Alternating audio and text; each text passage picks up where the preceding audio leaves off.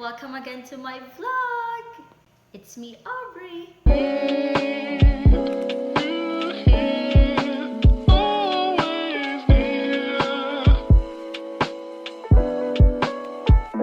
Fantastic.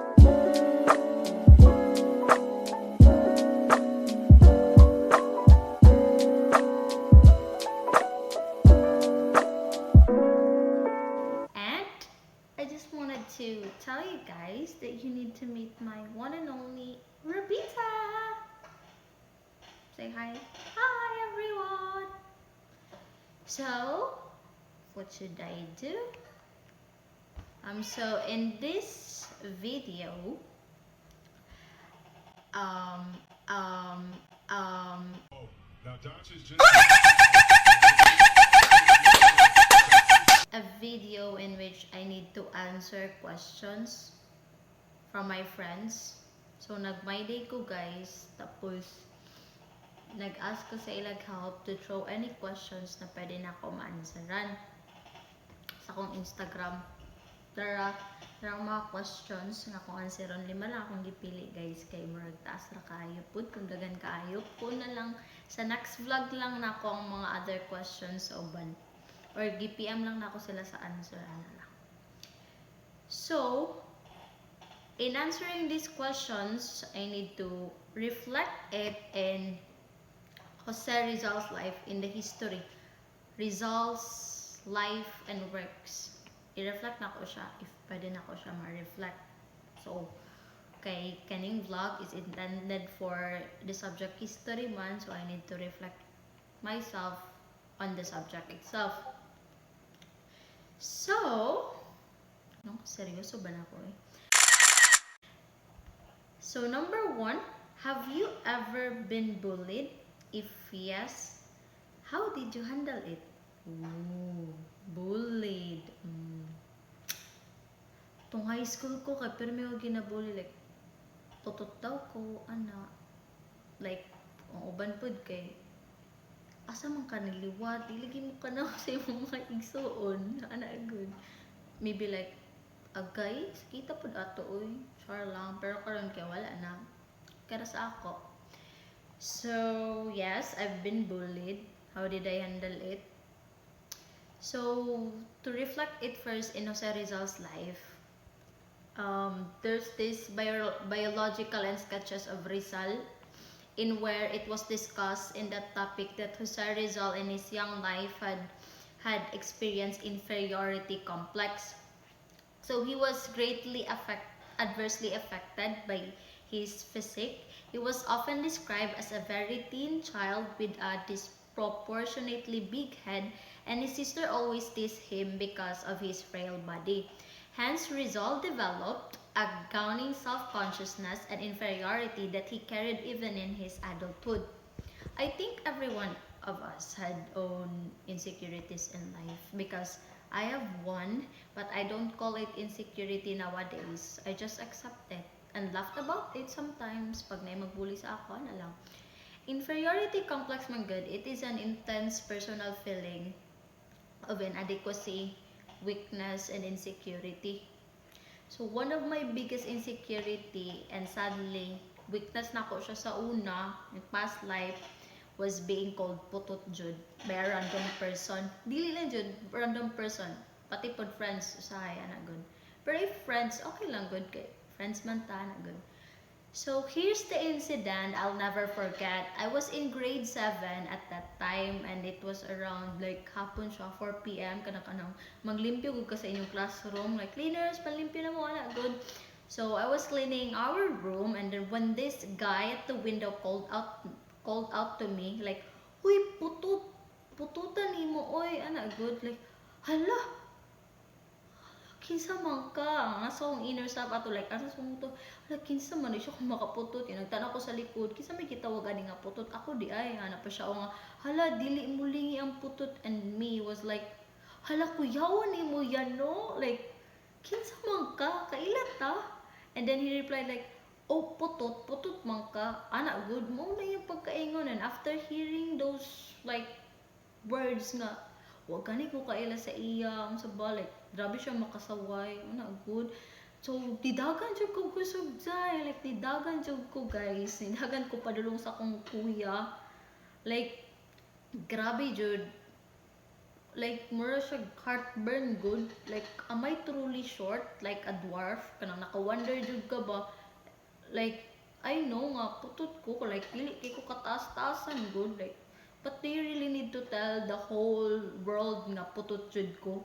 And who are you to say that? Like, I don't know him. Even the tiniest hair on his head, I don't know him at all, Jud. Unang sakit kay like wala yung kaila. Grabe siya maka-judge, good grabe siya maka-bully sa daw ko. Like, so to cut a long story short, then I told Kuya what happened, and the other day Kuya was so angry that he even pushed the guy and wanted to punch him. But I told him to stop because Mama and Papa would be upset. Manggod kung makipag-away. So looking at my two brothers, si Kuya Batoy, si Kuya Jinmar, protecting me, felt like floating in the sky, like full of love and blessed because I have them. But did you know that the guy even said it was just a joke lagi daw, bro. Yan, sorry siya, joke raman to, sorry, good. Like, ano yung pagkaingon nila? Good, with the good pa. Yung musok na soko, ana, good. So I was like, wow, joke di ito. Nga, ana yun si mama, pag mag-sorry daw, ana po si Papa Jesus nga pag mag-sorry daw, we need to forgive everyone, ana, good. Again na lang ako siya nga, okay, but please don't do it again to others because your jokes aren't funny na, Jud. And might kill person, Jud. Like, takabalo, pag lay ang ibuli niya, masakitan diya niya, lay day ang pagtanaw gud atong sa tao, ana. So lucky for you, ano jud ko sa iyo nga, lucky for you, I just cried for a while. Na ako'y family nga nagkonsole sa ako, but if you do it again to others, you'll never know how they feel, Jud, how they'll accept what you did, or you just realize at the end nga that maybe that person you bullied is already patay na di ay, and then dira na realize na nimo, dara pa nimo na realize, bro, nya nagsikara kag sorry sa hangin, tapos you can't do anything, kana kung like quote nga nasa huli ang pagsisisi, and then motto, I humbly asking him not to do it again, Jud. So that time I felt upset, Jud. Like, nabully Jud ko. And how did I handle it? I cry, and then after that, with the help of my parents, na okay man pud ko. I felt upset, na kind of surprised, as if I had not expected such things to happen good. So again, but hearing my family's wise and comforting words at that time, it completely changed my perspective. Until now, like, if someone gani would call me putot in a funny way, I can't help but mag-join na lang, laugh them. Putot ko, magbote ka. So it was like, makatawa lang ko pag tawagan ko nila putot, ana. So ay ganin, ako'y barkada nga, tawag sa ako putot, nickname na ako sa messenger kay putot, ana. Gitanggap na dyan ako siya, guys. So just don't worry about them, Jud. They'll just be around for a second and disappear like a bubble afterwards. Mo naman ginaingon sa akong sarili pag napayuban nga mambuli gud sa ako, not just putot but my looks are not good. But I really don't care because I love myself. I love myself, Jud. Don't worry about them. These are the words I tell myself all the time, and being strong will help me walk away from those individuals who are attempting to pull me down. Acceptance and love for yourself is, in my opinion, is the best method to reduce insecurities in life. You just need to love yourself and disregard others sometimes, particularly those who will look down on you. And then you can live happily ever after. So, mao to, guys, murag taas kayo akong tubag sa pangutanang have you ever been bullied and how did I handle it? Unta makakita ka nga video kung kinsa man ka nang And now let's proceed to the next question. So, next question is that what did your parents taught you to become a better person? Char, better person di ko. Oh my god. Kind person lang guro or helpful person. Oh, makaingon jud ko nga. Helpful person ko. Eh, dagan man tao nga nagaingon. So, what did your parents taught you to become a better person? To become independent or responsible bata pa. Mao nang gitulo ni mama ug papa sa amo. So, to reflect it first into Jose Rizal's life, sa iyang Jose Rizal's education under the grammar school in Binyan, it was discussed there that Jose Rizal taught himself, taught sa sarili nga to be a self-reliant, independent, and responsible during his stay in Binyan, where he had no housekeepers to attend and to his personal need, had to perform household chores, and had set time to his daily activities. So like Jose Rizal, sorry, at the age of 10, kami, we must practice being self-sufficient at all times. My father taught us many household chores such as cleaning, washing our own clothes, washing dishes, and cooking as a means of survival and part of a learning process to be self-reliant, independent, responsible. Kasi those times, mama and papa tong bata pa may kinaga, full-time work jud sila. Nya pagka man 8 pa jud may 8 pa jud may sa isa ka balay, si mama, si papa, panganay si ate, panganay nga kuya, isa pa ka kuya, kambal nako, ako nya og bunso. 8 jud mi dagan kaayo mi, so gituluan jud mi ni mama ug papa nga to be responsible kay dagan man mi, so makaya ra na mo among balay ug handle.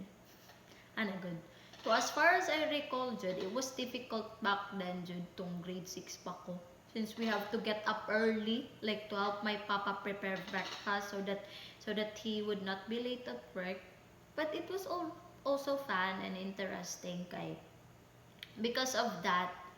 It was also fun and interesting kay ambot. Dali mi nakatuon og mga household chores. Household chores.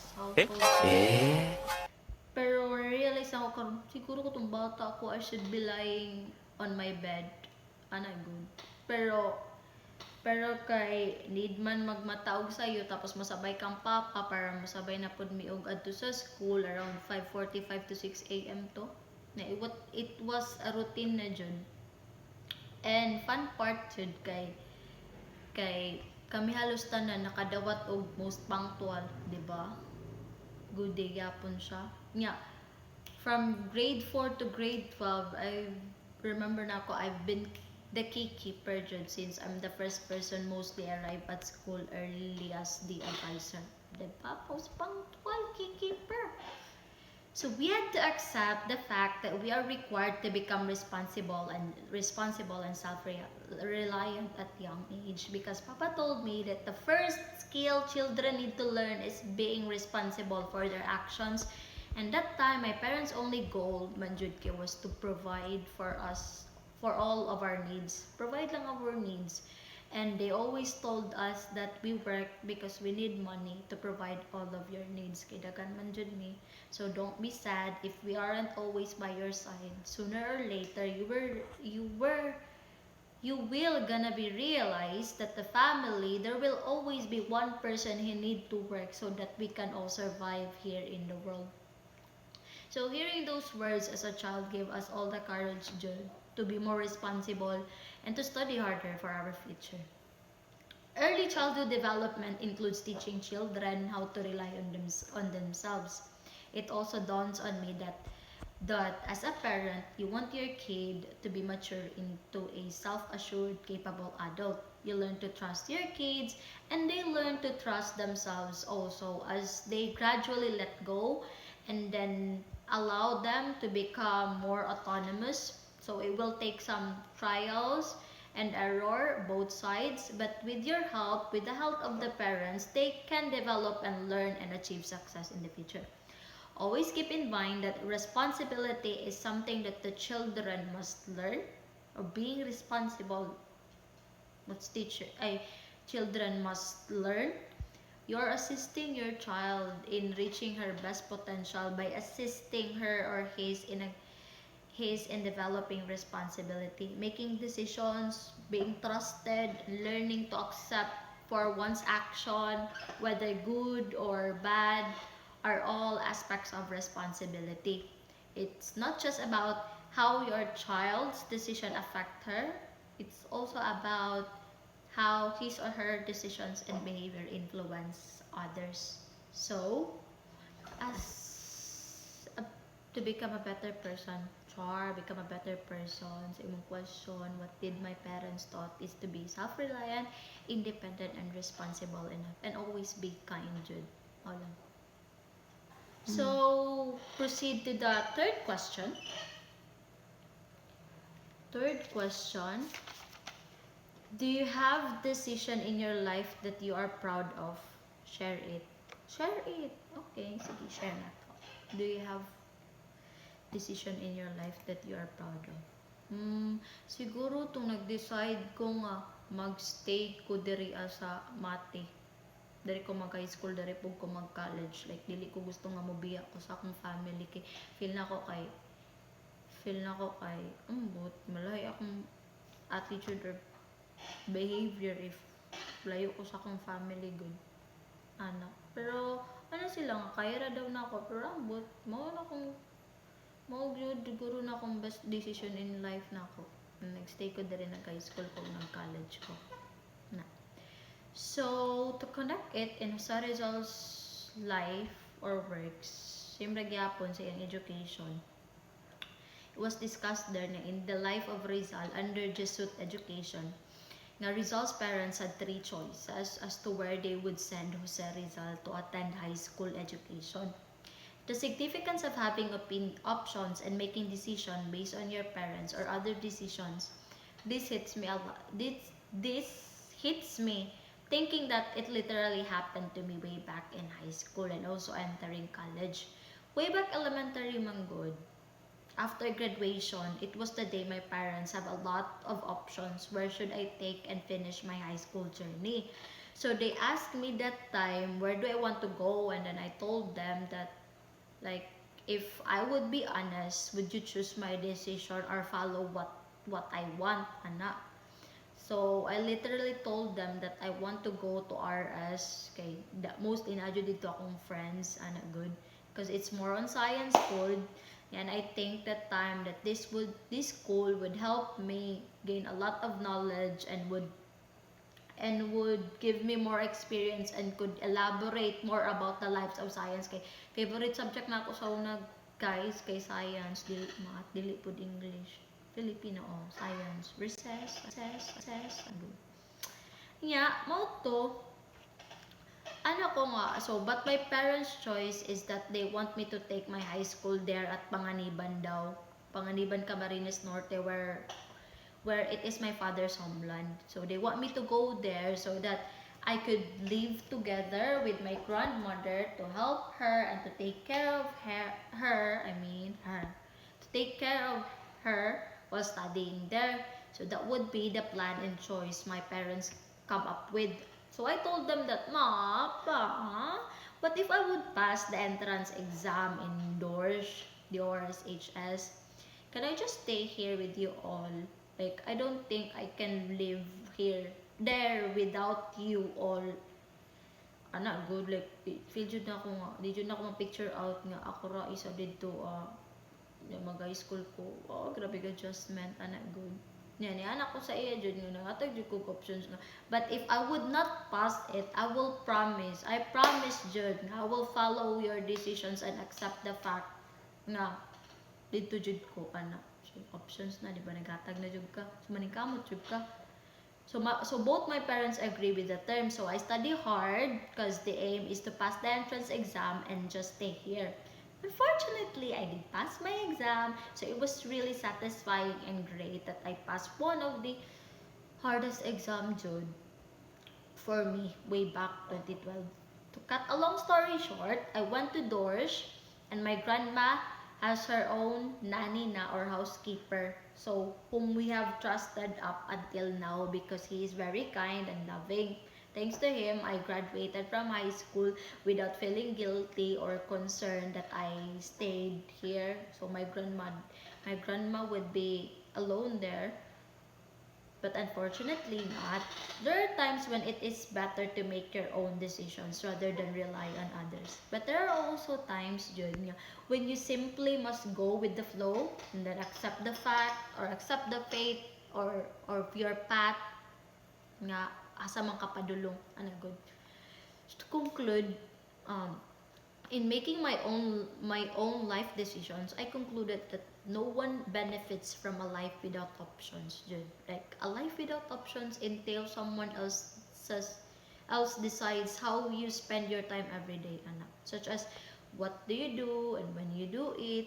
Every individual has the right to make decisions and choices, Jud, in life regarding them, regardless with anything, Jud.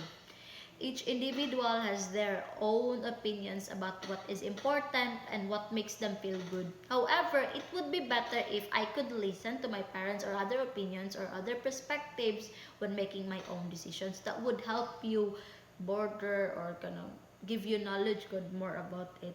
And that's where I need to understand both sides before making my own decisions.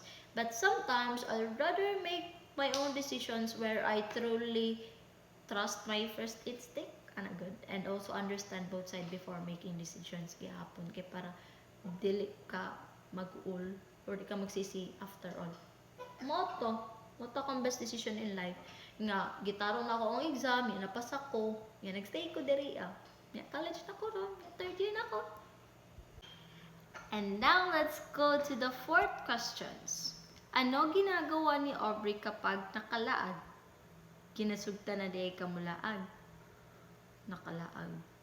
Okay, pag mag-travel ko or mulaag ko somewhere, layo nga places. Uy, ginasugtan ako ni mama papa. Uy, mostly magod sa una, high school pa ko, di ko ginasugtan mulaag. Strict parents jud guys. Yan ay curfew, alas 6 tapat na nagbalay, anak good. Karon ginasugtan ko mulaag, labi nagmanangit kong tarong. Pero na kaya po curfew. Pero sa mo takas. Ano lang siya dahil na. Para wala akong makalaag. Pero ayun ko ninyo sunduga ha. Kay bad na siya. So, pag mulaag ko sa pag mulaag ko niya, ato ko nindot nga mga places jud. Akong ginabuhat lang jud kay take ko pictures sa beautiful scenery. Anak good. Mangitag pagkaon. Like gusto na ko i-try tanan pagkaon. Makita na ako labi naglami kayo. Niya. Magsigira ko lakaw-lakaw, lingko dito, lakaw dito, ano lang live, ano lang ako pag mulag ko. Pero si Rizal guys, sa Rizal, one of our heroes, bayani sa Pilipinas, lahi ra jud siya, if mo travel sa other countries, lahi ra jud iyang jud siya mabuhaton sa ba. Like, the experience of Rizal travels through Madrid, Europe, London, and other locations nga na-discuss jud sa iyang travels, frustrations, and disappointments jud sa instructional material yung gihatag ni Sir. During his travel jud and brief stay in many locations, Rizal accomplished much to reform and assist other countries jud. He also learned about different cultures and the equality of people in various countries. For example, on his journey across the United States, he observed a lack of racial equality between whites and blacks, and then the freedom is only available to whites. Then positively, Rizal was pleased by the United States material progress. Its people's drive, energy, and high standard of life, the greater possibilities provided to poor immigrants, and also the natural beauty of the country. And also in his stay in London, he improved his knowledge to the English language and also continues his creative, artistic, literary, and patriotic undertakings during his stay in Paris. Diba? Dakan kayo siya nabuhat, guys. Like, sa mga travels or adtumis kan asa nga places. Ako, madto ko other places. Na, Diyos ko, sige raw glaag. Sige raw glaag. Dito, kaon dito. Take pictures, diri ana lang, live. Wala ko else mga tao. Sabay lang ginabuhat. Lahira kayo, guys. For me, Rizal was so different for me that I dislike comparing myself to others. But layo ra jud kay si Rizal sa ako. After reading and learning about Rizal's life throughout his travels, it is clear that I am not like him, Jud. Because whenever I go somewhere else, itong ko na-share ka ganina, all I can think about is what should I get? What should I do now? Are there any beautiful spots where I could shoot pictures? Also, where can I get like delectable foods? I'd like to eat this, those, that, and in contrast to sa Rizal, a new generation of habits or ways of thinking. He discovers a lot of new things, Jude, and helps others even though he is not wealthy. And then collaborating with other countries on their language, culture, preferences in life, their works, their economics, politics, ideas. He did not forget, Jude, to write and write, providing that the pen is mightier than the word, than the sword. His fortitude to write merely to instill in their thoughts the true picture during his era has a profound effect on his fellow citizens. So, if I would be given a chance, Jude, nga, example no, mamatay ko ron, tapos may reincarnate ko sa lawas ni Jose Rizal, ay, sa lawas ni Jose Rizal, ay dili day yung may reincarnate ko balik, na I would do what Jose Rizal ginabuhat na ako, naibala na ako. Yung tag ma-reincarnate ko no, tapos ma-remember na ako ang mga buhat niyo sa Rizal, dili ba? Siguro mabago ko. Ana good. I want to be like ko sa Rizal dyan. Ana lang. And last question goes from kigit sa bansigikan. Ayun, nabasahan na ako yung question. Sa lahat ng mga bayani sa Pilipinas, sino ang mas kilala mo and you admire the most? Walay lain, guys. Sa Rizal, my God. Nagod ko yung subject karon nga history, no? Yung description sa subject kay Jose Rizal's life and works. Diba? Walay lain, guys, Jose Rizal. Jose Rizal, and I really admire him the most, yun. So, to reflect one of his justice and death, in this concept, it was discussed how Jose Rizal died. So, Jose Rizal refused to be shot in the back, to kneel or be blindfolded. He requested that his head would be spared, hence, he was shot near his heart. After the execution, a small dog appeared and ran in circles around the body of Rizal, barking and whimpering. Then at exactly 7:03 a.m., December 30, 1896, Dr. Jose Rizal died at the age of 35. His accomplishments and experiences were essential to the understanding of the familiarity of Filipinos intellectuals with modern ideas and also the growth and the modern ideas of the Filipino mind. I admire him the most because Rizal faced that so brave, and that's why I really admire the most of him, because no matter what happened, all the hardships, all the disappointments in life he faces, he know how to forgive and thank everyone that part of his journey. Rizal gave us independence through goodness. Also, Rizal became a national hero of the Philippines because he battled for freedom in a quiet but effective manner.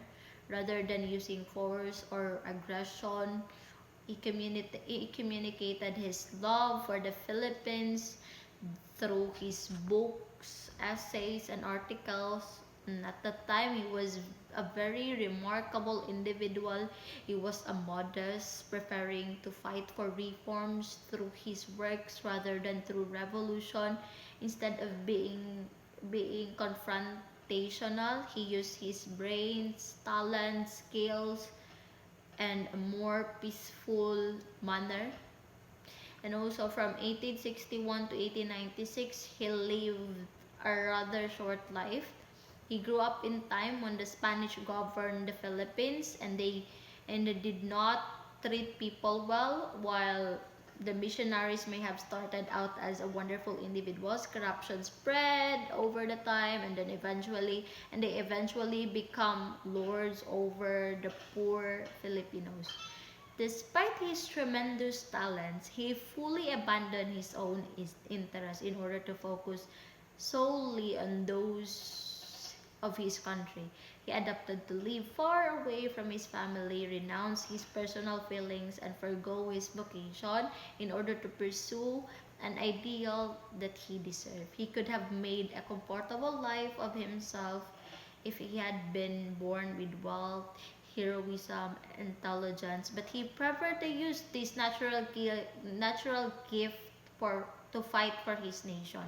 He would rather die for his nation than live his life with his convictions shattered. So Rizal's goals was to raise his readers' political and social consciousness, not to entertain them, which I like the most. Through his economic and political principles, which are vividly engraved in his novels, he instilled native pride and dignity in Filipino, as well as a willingness to sacrifice for the motherland. His mission was not completed when he died. It's only the beginning. Because of his death, many people were encouraged to sacrifice and die for the country, and he became a rallying force to revolutionary leaders who were also willing to sacrifice and die for the country if necessary. Rizal ideas were a major source of motivations for Filipino martyrs during the revolutionary launch in 1896 because most Filipinos were inspired by his views which restore dignity that has been previously been lost. His revolutionary ideas which brought national consciousness to the Philippines, failing educational system and human rights violation, frightened religious authority since they enlightened the minds of his fellow Filipinos. His theories highlighted the country's socio-economic ills and rescued these people from their circle of circumstances. So all I can say is that I salute to what Jose Rizal did and what he became. So to answer your question, kilala ko ang sino mas kilala ko and I really admire the most is Dr. Jose Rizal. If I would be given a second chance to live again here on earth, I want to be like Jose Rizal. That's it. The end. That's it, everyone. And taas-taas po akong video. And thank you, everyone. If you watch this video, thank you for listening. And I hope that you enjoyed watching this video and you have learned something a little lang. So, I don't force anyone to subscribe on this channel. Do not. And I don't force anyone then to like or dislike or comment to this channel. That's all, everyone. Bye-bye. God bless.